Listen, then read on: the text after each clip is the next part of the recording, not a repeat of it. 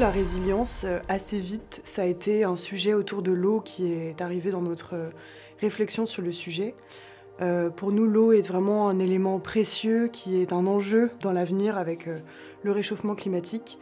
Et c'est pour ça que le jardin Brèche s'inspire des différents moyens de conserver l'eau, de la redistribuer, de lui éviter de déborder et de l'utiliser à bon escient. Nous avons créé donc une brèche, puisque c'est le titre du jardin, à l'intérieur d'un milieu assez minéral, une grève inspirée des bords de Loire. Cette brèche est en eau et de cette brèche jaillit une végétation assez dense et riche.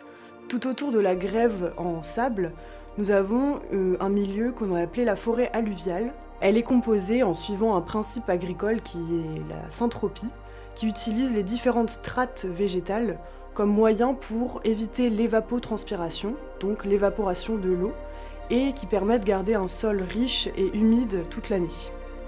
Le jardin s'inspire du milieu dans lequel il est construit. Donc le collectif Brèche, qui est le collectif que nous avons monté pour l'occasion et qui va faire d'autres jardins par la suite, s'inspire des milieux et essaie de reproduire à une échelle microscopique des environnements macroscopiques.